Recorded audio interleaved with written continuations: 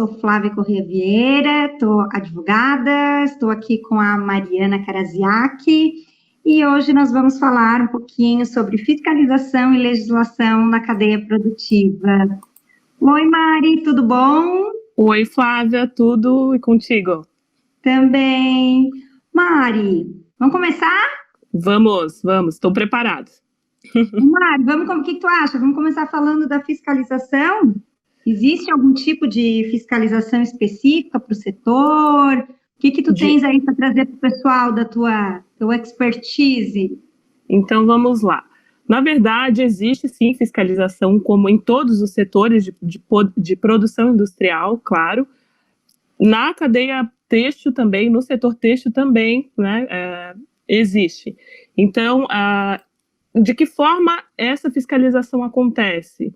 A partir de auditorias. Auditorias que são chamadas, né, elas são classificadas como auditorias internas e externas. As internas são auditorias realizadas por empresas, por exemplo, que produzem, né, elas têm uma grande cadeia de fornecedores para a produção do produto delas, de uma calça jeans, por exemplo. Ela vai passar por um setor de beneficiamento, de tingimento, de corte, de costura. Então, todas essas etapas são acompanhadas nesse processo de auditoria. Para quê? Para que a auditoria seria uma investigação destas etapas de produção para analisar a eficiência, a eficácia e as irregularidades do setor, de toda a cadeia produtiva. E assim, consequentemente, sendo uma ferramenta de gerenciamento de riscos neste setor, uma das ferramentas, né? Então, tem auditorias, organizações, na verdade, instituições no setor têxtil. Uma delas é a BVTEX, que é a Associação Brasileira do Setor Têxtil, que ela tem um selo próprio, que é o selo ABVTEX, e dentro desta associação, várias redes varejistas nacionais e internacionais fazem parte.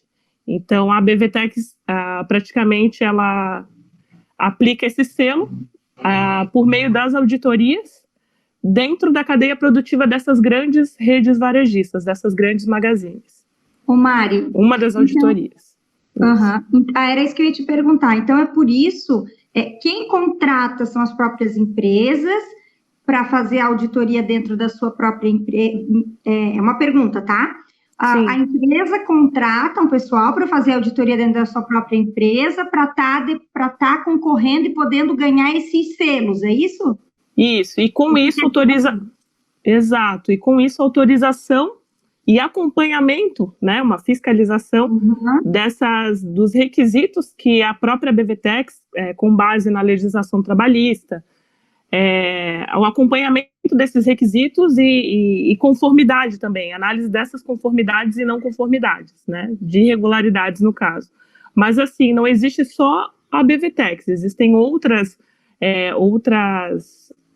programas de certificação que nós chamamos também, né, para qualificar esse setor, né, os segmentos que fazem parte desse setor.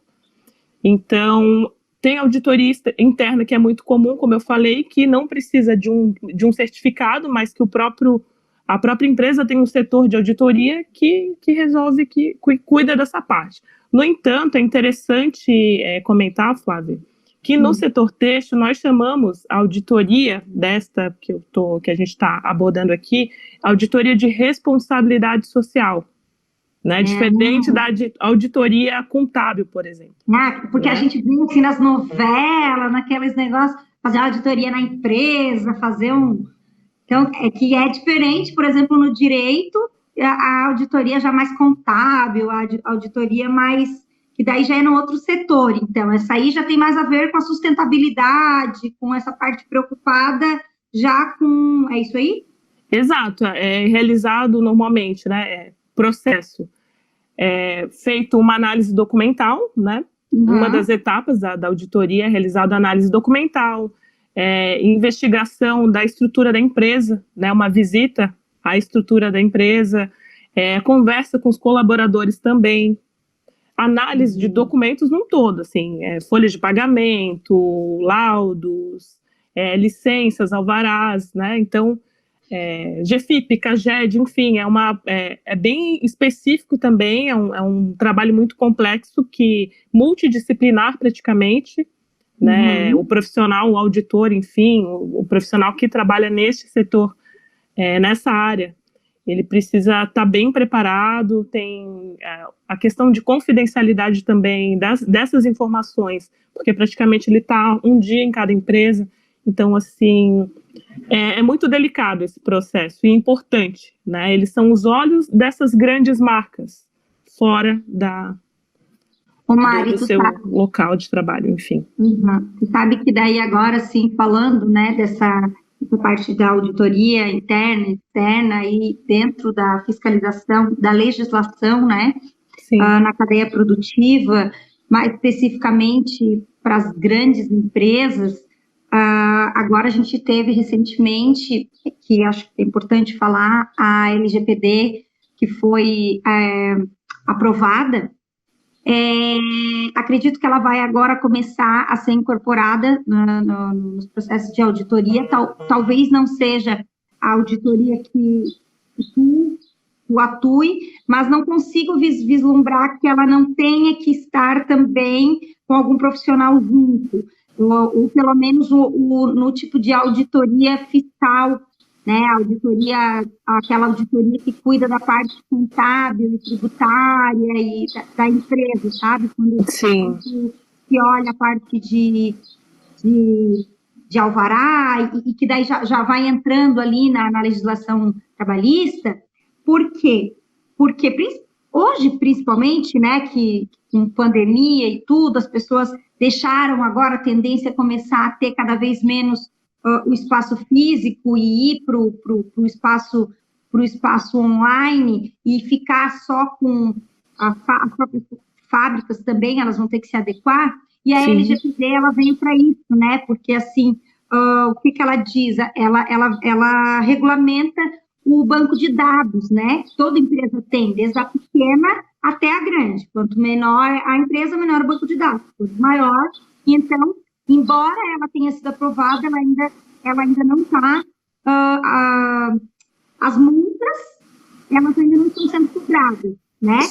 Ela tem um prazo, ela já está em vigor, para que as empresas se adequem administrativamente. E aí, nessas fiscalizações, nas auditorias, elas vão estar sendo, né, implementadas para olhar, ver como é que está, porque se a gente não começar a fazer isso agora, daqui a pouco a gente não vai mais ter controle, porque todo mundo, a partir do momento em que a gente faz uma compra pela internet, a partir do momento em que a gente faz o perfil dessa cadeia produtiva, ela vai mudar.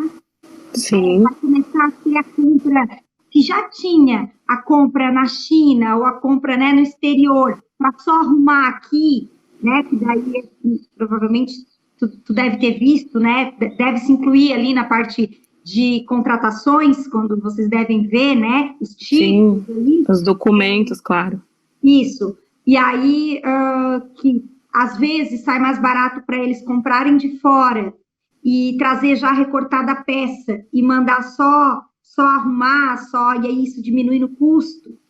A tendência é que se faça cada vez mais isso. E aí essas compras, tudo isso precisa ser regulamentado. Sim. E aí isso tudo entrou na LGPD também, né? Interessante, Flávia. E eu tenho uma dúvida, aproveitando já. LGPD seria o que exatamente, o significado dessa sigla? Lei Geral de Proteção de Dados. Certo. E para que a empresa se adeque, né, a essa LGPD, o que ela precisa fazer? Bom, ela precisa procurar um profissional especialista nisso, que seria um advogado. Na verdade, são dois. Um advogado e um contador.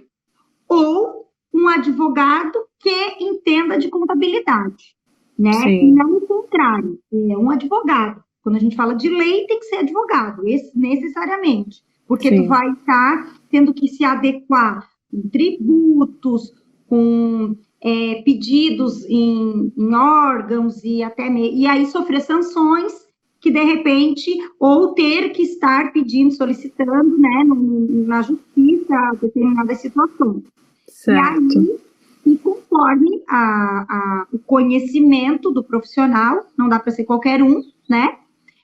Conforme o conhecimento, tu vai conseguir adequar a tua empresa para fugir de determinados tributos, ou tu vai pagar tributos, impostos, multas, enfim, mas isso também vai vir de retorno, porque, na verdade, tu vai estar fornecendo, dando a segurança para o teu cliente, que aqueles dados, porque, assim, ó, uma coisa importante dizer, hoje em dia, as pessoas, o consumidor, ele não é mais burro, ele não é mais ingênuo, burro acho que é uma palavra muito forte, mas ele não é mais ingênuo.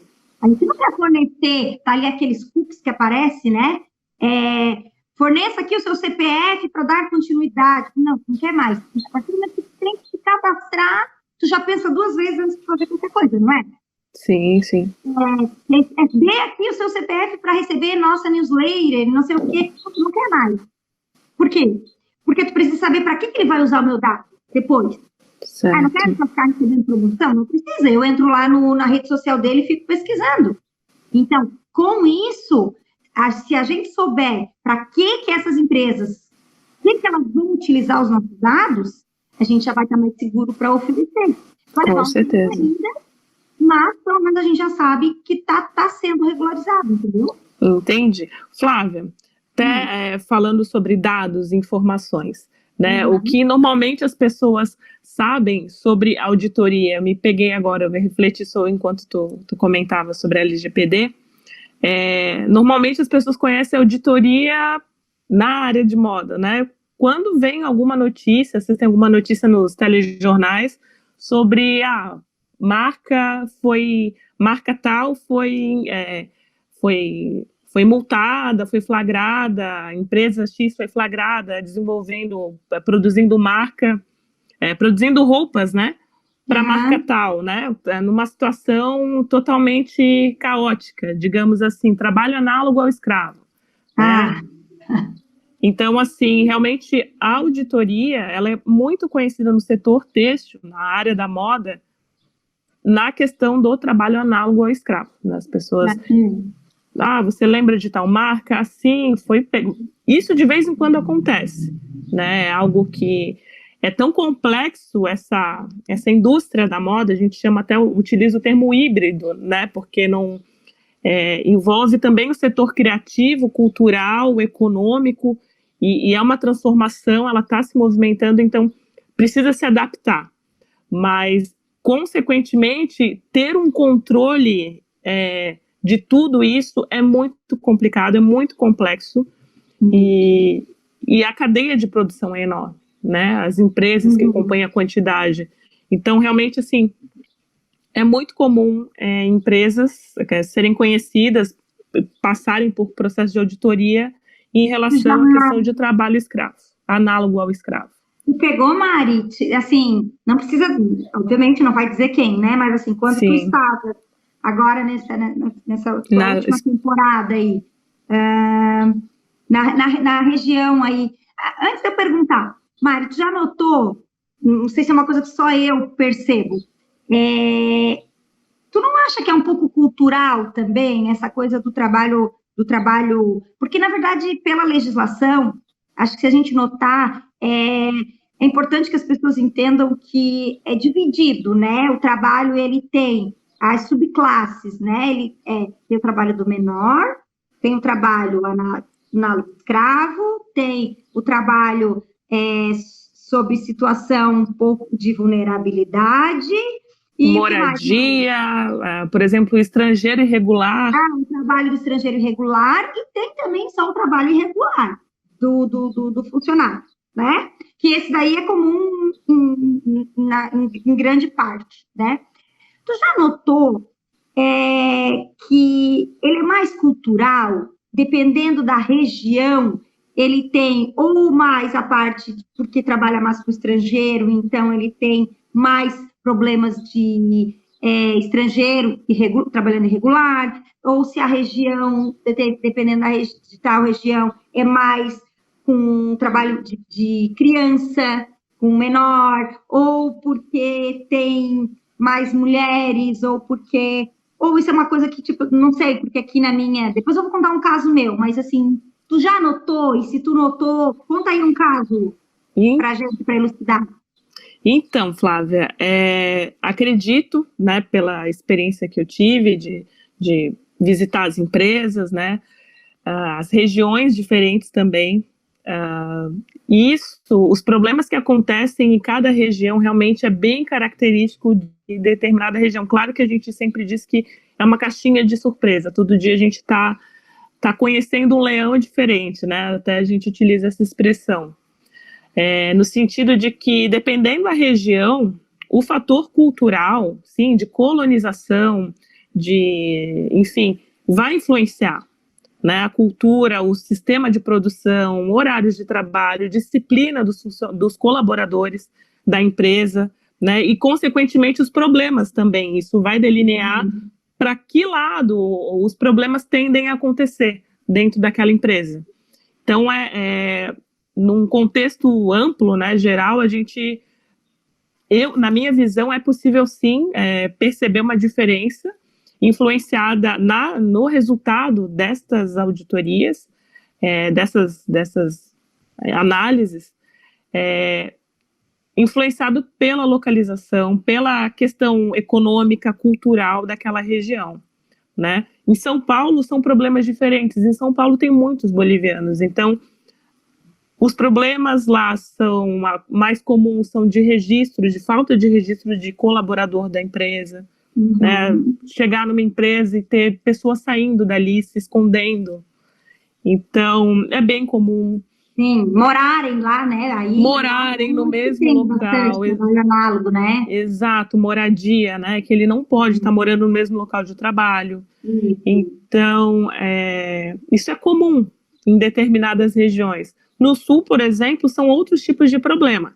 Não quer dizer que nada desse tipo aconteça aqui, mas a incidência desses casos é muito menor do que determinada região, né? Então, no Sul, acredito que a situação, o contexto seja mais a parte documental, por exemplo. Tem situações de abuso e assédio. Acredito que esse, independente da região, vai ter, é muito neutro, né? Ele pode acontecer em qualquer lugar, é muito comum, independente do fator cultural. Abuso e assédio. Às vezes, muito mais pelas mulheres, né? Muito mais. Aqui, eu tenho uma história engraçada disso. Eu não atuo diretamente na parte de fiscalização. Pelo contrário, eu do outro lado. Eu já fui chamada algumas vezes para ir tirar, né? Pelo empresário que foi fechado, né? Então, para ir lá. Teve uma vez que aqui na região das praias, aqui mais ao sul, da onde eu tô, que é um pouquinho mais do que tu, né? Não sei, vamos falar para o pessoal aqui que a gente está em Santa Catarina. Exato. Em Santa Catarina nós temos 2 grandes polos têxteis. A Mariana atuou essa temporada que nós estamos falando ali na região de Blumenau. E Alto Vale do Itajaí, Criciúma, na verdade, todo o sul do Brasil eu atuei, nesse caso. Isso. Mas, assim, a minha área mesmo de trabalho, né, de atividades, além dessa experiência de auditoria, realmente é mais voltada aqui para o norte do estado, para o litoral do estado, Florianópolis, nesse momento que eu estou. E a Flávia, em Criciúma. E eu aqui para o sul, né, com Criciúma, a região aqui, Araranguá, Nova Veneza, que tem grandes empresas aqui. E aí, elas subcontratam, né, ou terceirizam, enfim, vários nomes. E aí é dado alguns nomes, e aqui especificamente, o pessoal, quanto mais próximo da praia, eles chamam de barracão.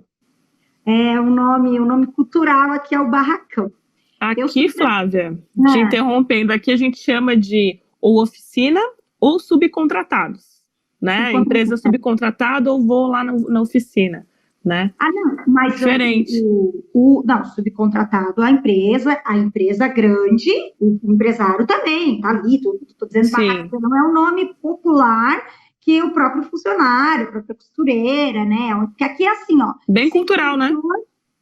5 pessoas, 5 máquinas, a pessoa vai lá, pega 5 máquinas, chama 5 costureiras, porque e outra coisa, aqui tem uma característica muito interessante, que quando tu entra, ela é, se não 100%, mas ela é praticamente predominantemente feminina, né? E aí, assim, ó, Sim, muito. Por conta da cultura e também da situação, enfim, né? Os homens são geralmente pescador e as mulheres costureiras, né? E os filhos já vão na mesma, já vão cedo para o pai para o mar, e as meninas ficam costurando. E aí elas vão cedo, 14 anos, estudam ou à noite ou de manhã e vão para o barracão. Então é o linguajar deles, né? E eu acho que quando falava barracão, eu pensava, meu Deus, sério, eu várias vezes andava de carro procurando esse tal desse barracão e eu não encontrava, não chegava no lugar. Meu Deus, atrás, às vezes, da garagem, da casa e tal. Aí eu ficava louca de pensar que o meu cliente contratava daquele local ali. Enfim, aí uma vez fechou, né? A fiscalização foi lá, bateu e tal, foi denúncia do outro barracão, e deu uma brigaçada e tal, lá fui eu tirar todo mundo da delegacia. E aí, na outra semana, eu cheguei lá, eu só escutava uma ameaçada, esconde a tesoura. Quando eu abri a porta, tava tesoura voando para um lado, tesoura para o outro, era régua. Ai, que susto, doutora, você achou que era fiscalização. Aí que eu me liguei, claro, na legislação diz que quando tem menor, na verdade, o menor é um menor que seria o menor aprendiz. Exato. E né? Me corrija. A partir de 14 anos, exatamente. Não pode, quer dizer, não deveria, porque a máquina de costura também é considerado algo cortante. Eu tenho uma observação, então, sobre o menor aprendiz. Deixa só eu terminar. Mas, ao menos aqui, se eles forem levar tudo ao pé da letra, né, é o que o Ministério Público do Trabalho dizia, ninguém vai trabalhar, essas pessoas vão morrer de fome. Então, a máquina, eles deixavam, né, só não podia trabalhar em determinadas máquinas, aquela que tivesse aquelas coisas mais compridas, ou enfim, aí botavam na reta, enfim. Mas tesoura, essas coisas não podia. Então, elas escondiam quando a fiscalização passava, ou botavam as meninas, menino também, já teve menino, passando ou dobrando. Uma vez estava passando, aí a fiscalização foi lá e quis falar do ferro, mas aí também daí já é um pouco mais do que ferro, digamos que em casa também às vezes faz e tal, então deixou passar. Mas complicado. É complicado. Aí com 5, daqui a pouco faz o pedido.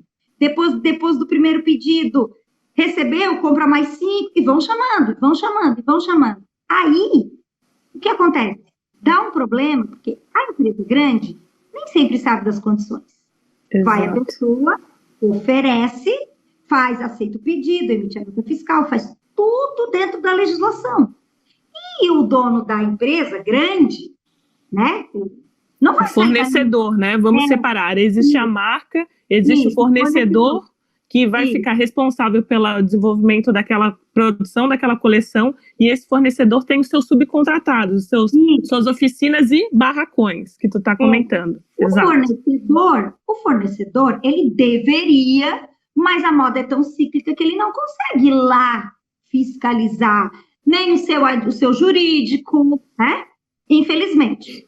E aí ele contrata, porque para ele o que importa é o documento. E o que tem acontecido hoje em dia?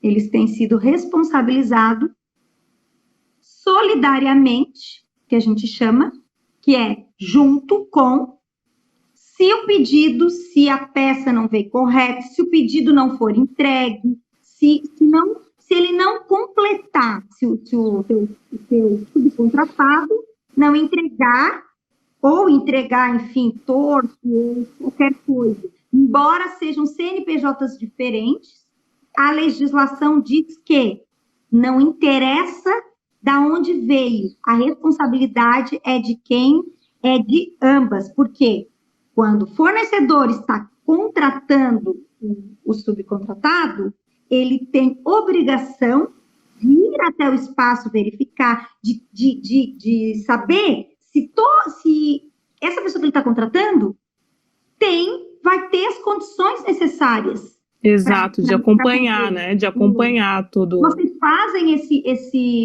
assim, tem algo que na auditoria, tem algum método, algum tipo de fiscalização na auditoria ou não? Tem sim, Flávia. Na verdade, a auditoria, existem requisitos, né? E esses requisitos, eles são baseados, são desenvolvidos, elaborados a partir da legislação trabalhista, né? Uhum. E também, dependendo do tipo de auditoria, se é externa, realizado por certificadoras, ou interna pela própria empresa, vai também, além da questão dos requisitos da legislação, baseados na legislação trabalhista, tem os requisitos que a gente utiliza praticamente baseados no termo de conduta, no termo de ética da empresa.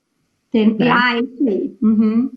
Complementando, né, esses outros requisitos obrigatórios da legislação. Então, eles dividem isso em blocos temáticos, a gente pode dizer. Então, assim, toda a cadeia produtiva, fornecedor, subcontratados, a relação deles, elas estão separados, eles são analisados a partir desses blocos temáticos analisados, né?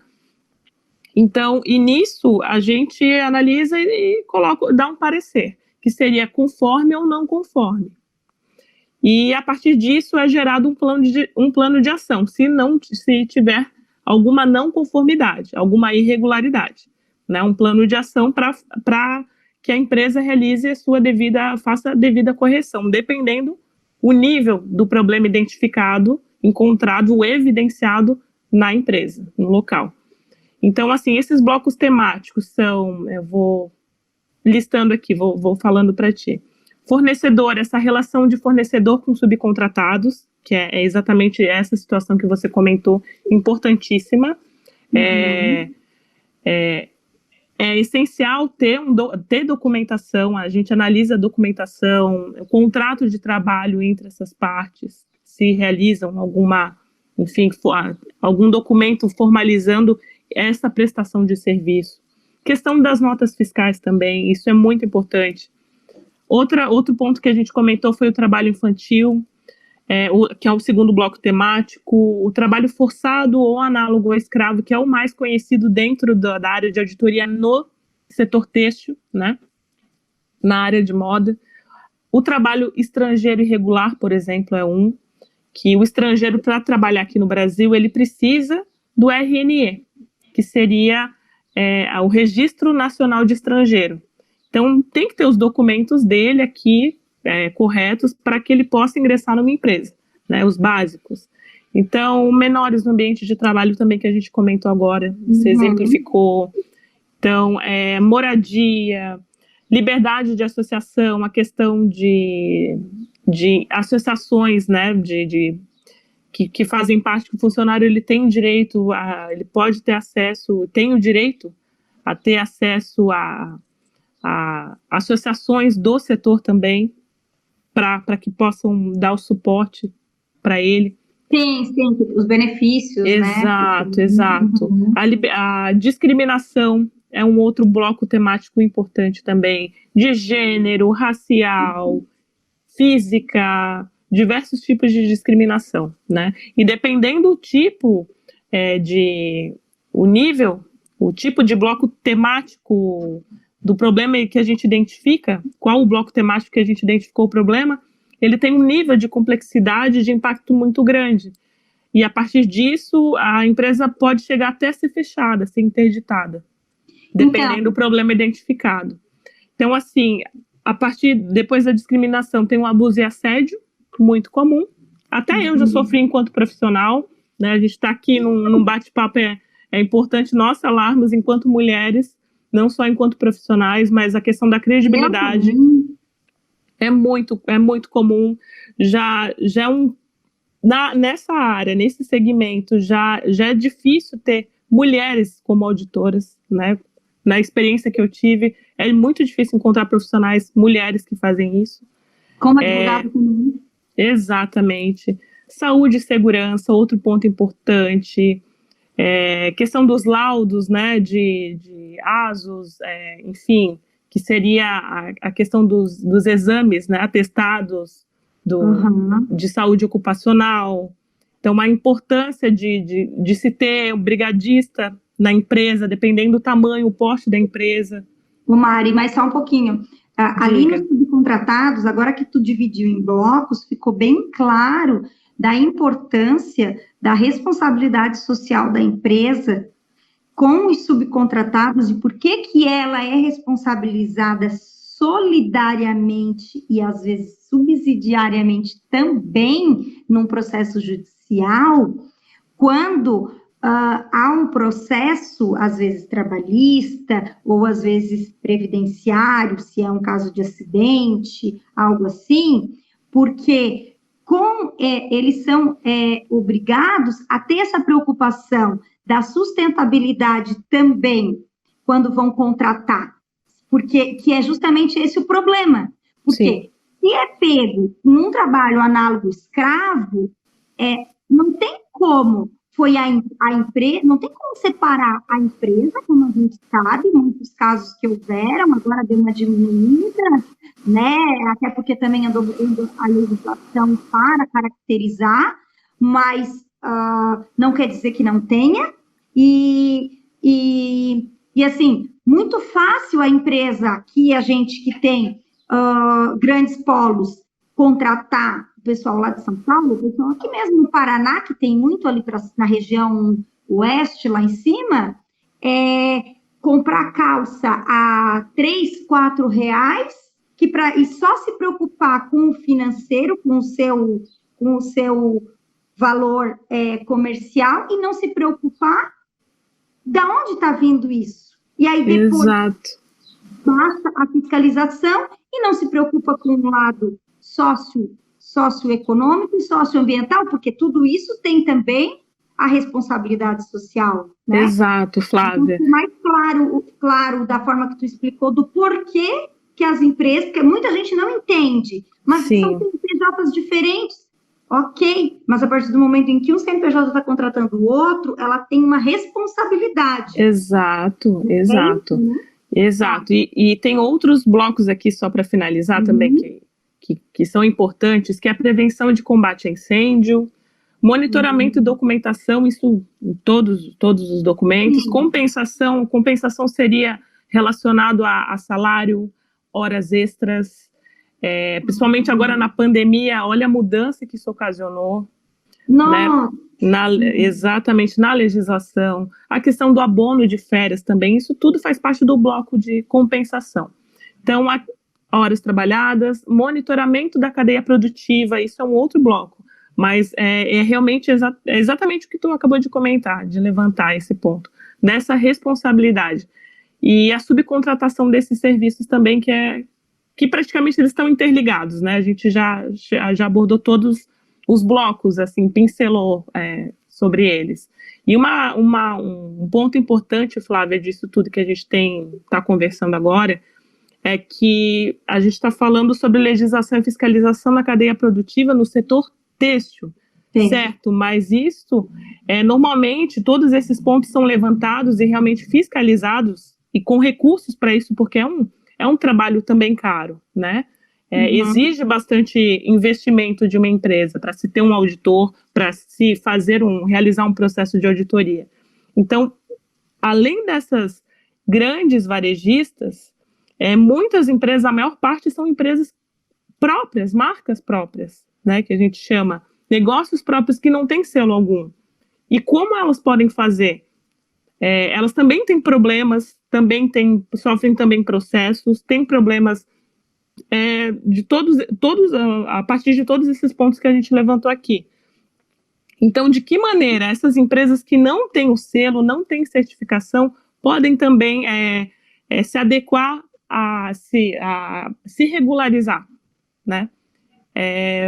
Tendo profissionais que possam dar esse suporte, essa orientação no sistema de produção, porque isso é risco, isso é problema, e não só a questão da responsabilidade social, você comentou agora sobre a sustentabilidade, O socioambiental hoje, mais do que nunca, ele está mostrando para a gente, com essa pandemia, a importância que nós temos que focar, que voltar para a natureza, para a nossa biodiversidade, porque, enfim, a minha visão como humana aqui nesse planeta, né, passageira, de forma passageira. Nós estamos aqui e nós vamos embora daqui em algum momento, mas nós dependemos da nossa biodiversidade, dessa natureza para sobreviver, mas a natureza não depende de nós.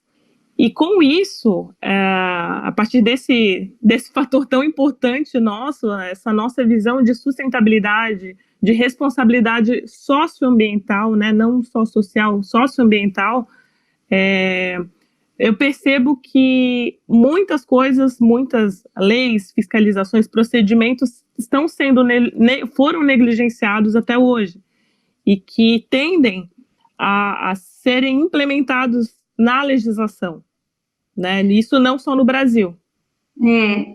Então, Mari, eu também acho que, mas mais do que isso, eu acho que o ser humano, hoje, o consumidor, principalmente, ele está consumindo mais, não só produtos, mas ele está absorvendo mais informações, procurando mais saber de onde vem, o que ele está consumindo, né? E com isso as empresas, essas que são próprias, né? Que não passam por essas, não necessitam dessas certificações, ela é cobrada pelo seu próprio consumidor, né? Tanto é que a gente está vendo aí grandes campanhas de acessibilidade, não tem mais aquela coisa dos tamanhos, enfim, várias coisas, né? Desde de gêneros, inúmeras coisas que não passa mais, né? Não passarão. Acho que as empresas que não se preocuparem com isso não vão conseguir passar por essa crise, por essa pandemia que a gente está passando incólume, né? Com certeza. Acho que nosso tempo acabou, o bate-papo estava bom, e ótimo. Quem escutar aí, escutou a gente, tenha gostado, e é isso, né? A gente está aqui para o Movimento Moda Brasil, quem tiver depois quiser bater um papo, tirar dúvidas, pode mandar e-mail aí, deixar suas dúvidas, e é isso. Obrigada, pessoal. Mari, tem alguma consideração? É isso, gente, focar realmente se conscientizar, né? Nós precisamos, não só enquanto consumidores, mas enquanto seres humanos, de que a gente tem um papel, não só as empresas, mas nós temos um papel também de fiscalizar, não só os auditores, todos nós temos. Um papel que uma pessoa joga no lixo, na rua, por exemplo, ao invés de jogar no lixo, a gente tem que se posicionar. E isso é numa ação pequena, né? Que se a gente estiver numa situação com uma grande responsabilidade, a gente vai também ter, consequentemente, a mesma atitude. Então, são nas pequenas práticas que a gente vai identificar e fazer com que essa transformação ocorra. Flávia, muito, muito obrigada em conversar contigo, adorei.